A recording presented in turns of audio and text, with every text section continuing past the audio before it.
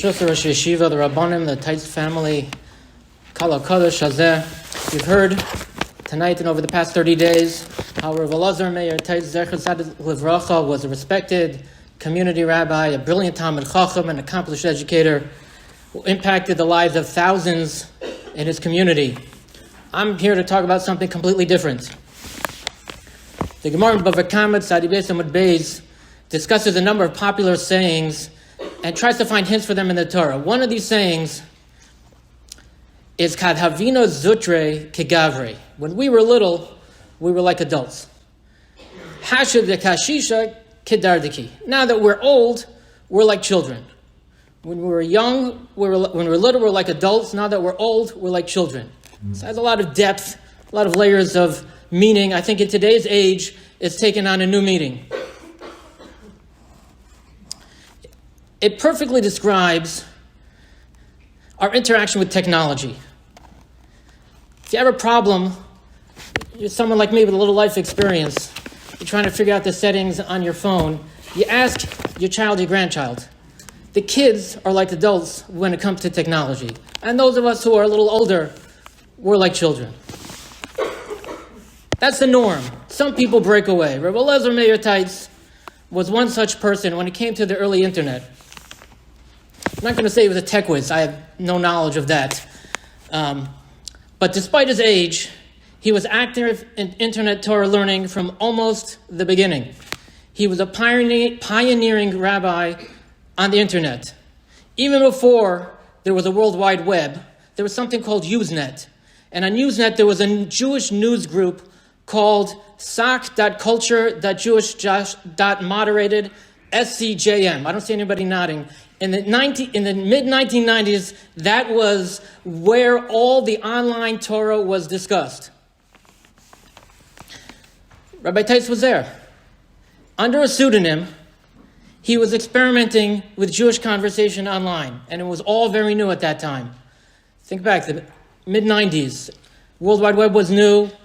Most of us were just getting our first email address, if we had it at all. Rabbi Teitz was in the thick of things, experimenting, seeing, and what he found was that there were people all over the world thirsty for Torah. And he engaged with them.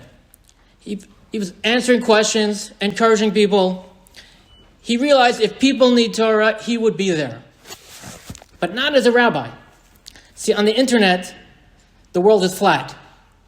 There are no hierarchies. You can be the greatest expert in the world, and someone with no background is going to argue with you. Right? You can have Yadin from the chief rabbi of Israel, and someone with barely a Hebrew school education is going to say, no, you're wrong on the Torah, I know the Torah.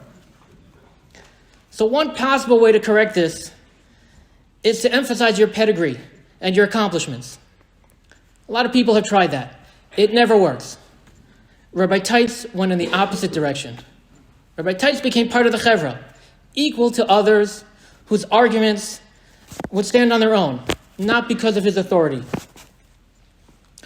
He used a pseudonym. Why? Maybe because he was a rabbi and he was experimenting on the internet or whatever, and he didn't want to use his name. Maybe. I think it's because he didn't want to claim authority, because he knew that would not work. If he came as the chief rabbi of Elizabeth, people wouldn't care. In fact, they would not focus on his ideas. Instead, they would focus on the person, which is not a good way to win and to convince. In September 1999, Rabbi Teitz sent his first contribution to the Avoda email list. So this email list, run for 2.5 decades by Rabbi Micha Berger, is a gathering of individuals of varying backgrounds, all devoted to discussing Torah online. Anonymity was not allowed, and I learned when I joined in November 1999, and they said, that's not your real name. Every topic under the sun has been discussed there. Lomdos, Musar, practical, halacha, dikduk. Rabbi Teitz was there. His first contribution in September 1999 was comparing Hebrew and Aramaic grammar. Everything was on the table for discussion. So looking back, Rabbi Teitz focused on issues of tefillah and lashon kodesh. That's what he liked to discuss. But he responded to everything. I remember one time he corrected a misunderstanding of Rabbi Kiva Eger. People think Rabbi Kiva Eger held that if on Friday night you say Good Shabbos, or if Friday afternoon, close to Shabbos, you say Good Shabbos, you're Makabel Shabbos, you accept the restrictions of Shabbos on yourself. And Rabbi Teitz said, no, that's not the case. Rabbi Kiva Eger said, if on Friday night you say Good Shabbos, maybe you fulfill the mitzvah of Kiddush on a biblical level. Big difference, big difference. Another occasion, I remember he discussed the difference between Im Yirtzeh Hashem and Be'ezras Hashem. Im Yirtzeh Hashem, you say something that you plan on doing. Look, we're not in control of our lives. I plan on going to the dentist tomorrow. You say, Im Yirtzeh Hashem, I'm going to the dentist. Be'ezras Hashem is what you hope will happen. Be'ezras Hashem, he won't find any cavities. Rabbi Teitz wrote with precision and care. Now, when I apologize for typos in my emails or texts, what I'm really saying is I didn't bother to proofread it. I just typed and sent. Because who does that nowadays, right? Who does that? Way back when, you might remember, you'd write a letter in longhand, you'd plan it out in advance, you'd think. But nowadays, who does that? Rabbi Teitz did that. Every email from him was meticulous. Meticulous. No spelling errors, no typos. All the diktuk was correct, of course. So on Avoda and on the internet, when Rabbi Teitz contributed, and I was there also when Rabbi Teitz contributed, it wasn't as frequently as everybody else. He was a very busy man. But when he did, he had read what everyone had said, he had thought about it, and he was responding thoughtfully. So in the earlier days of the internet, because I had a blog, so I would get a lot of shilos emailed to me. So generally speaking, I say, ask your local Orthodox rabbi. But sometimes that clearly wasn't possible. So in those cases, I would forward the shaila to Rabbi Teitz. And he would respond, and sometimes he would copy me, and I'd be able to see how he handled that. To me, that was a little bit of shimush. One shaila that sticks with me is someone had asked me, and I sent it to Rabbi Teitz, he had acquired artistic pictures and wasn't sure whether he was allowed to hang them in his house. One of them had a depiction of a Native American transformation scene with a raven. I'm not quite sure what that means. He sent it, so I had an image. So I said to Rabbi Teitz. So he copied me on the response. So he said two things. He said, first of all, maybe that's not an image that was worshipped itself. Maybe it's a depiction, a picture of something that was worshipped. Number one. Number two, maybe whoever made that picture, when he sold it, he nullified it. He was mevatel. And if it's nullified, then it doesn't have the restrictions of an item for avodah zarah. So therefore, sfeika is allowed, and you can hang that in your home. I wouldn't have passed it that way. It's more complex than I can handle, and it was an honor for me just to witness this interaction. Unquestionably, the most remarkable aspect of Rabbi Teitz's writings is that he did not draw on his own authority. He treated everyone with equal respect and expected nothing in return.